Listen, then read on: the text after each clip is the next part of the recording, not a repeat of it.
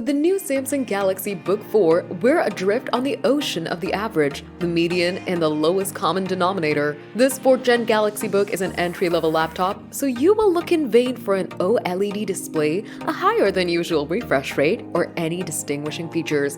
It's a laptop aimed at people who buy a car because they like the color. There is no reason to dismiss the Galaxy Book 4 out of hand. Many buyers just want a laptop that doesn't cost an arm and a leg and is capable of everyday computing duties. But the Galaxy Book 4 isn't exactly cheap for such a machine, so ultimately, it falls between two stools. The Samsung Galaxy Book 4 is the runt of the litter. It may be called a Galaxy Book, but it shares precious little practically or philosophically with the OLED Galaxy Book 4 Ultra, Galaxy Book 4 Pro 14 and 16, or the convertible Galaxy Book 4 360 and Pro 360 machines. What Samsung's done is build a fairly decent but dull mid-range 15.6-inch laptop, style it to look like the rest of the new Galaxy Book 4 range, and slap a premium on the price, making a cheap laptop that isn't all that cheap. If you buy the Galaxy Book 4, we've been sent a review directly from Samsung. You'll pay £949, but at least one retailer is already selling it at a major discount, £749. Other variations on the theme are available.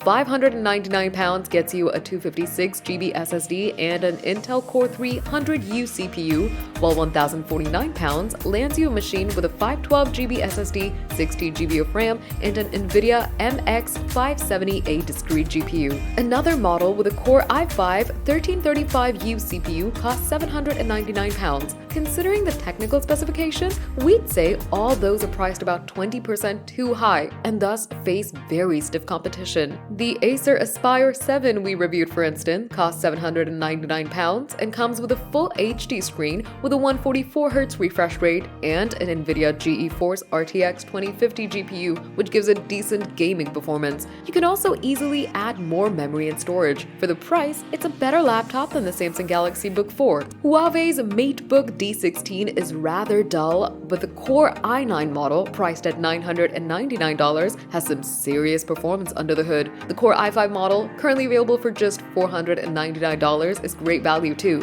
Both models use 13th Gen Intel Silicon, but that's not a reason to avoid them. Lenovo's LOQ Gen 9 suffers from poor battery life, but the 144Hz display is great for a laptop with a £700 price tag, and its Intel Arc A570M GPU can handle most AAA games if you dial the detail settings down. Last, but by no means least, the HP Pavilion SE14 is one of our favorite cheap laptops. Granted, there's nothing to get excited about, but it has no significant failings, and it can be yours for under £500. This entry-level Galaxy Book 4 is a smart, angular, all-metal affair that looks and feels right at home alongside its more expensive brethren. It feels stiff and robust, and it manages that despite weighing only 1.42 kg. At just under 15.5mm thick, it's quite slender for a full-size laptop. Samsung has done a thorough job with the Galaxy Book 4's physical ports.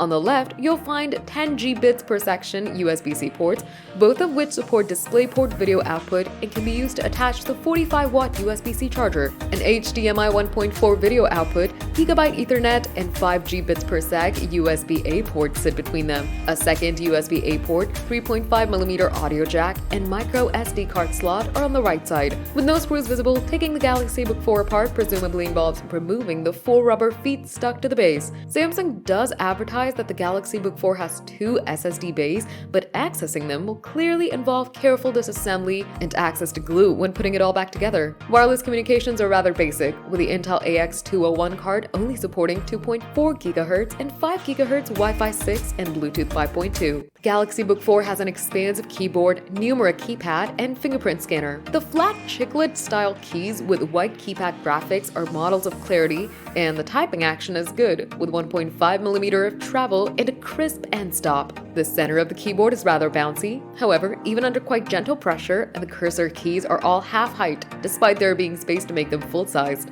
Additionally, there's no keyboard backlight, which is hard to forgive at this price. The touchpad measures 120 by 85mm, which is about as big as it can be given the deck size below the keyboard. The glass surface is perfectly smooth, the click action positive, and not too loud. Turning to the webcam, it's a rudimentary 720p affair that doesn't support Windows Hello facial recognition. Video capture is noisy and grainy, even in good light. You do at least get Samsung-supplied special effects like background blur, face effects, and audio framing.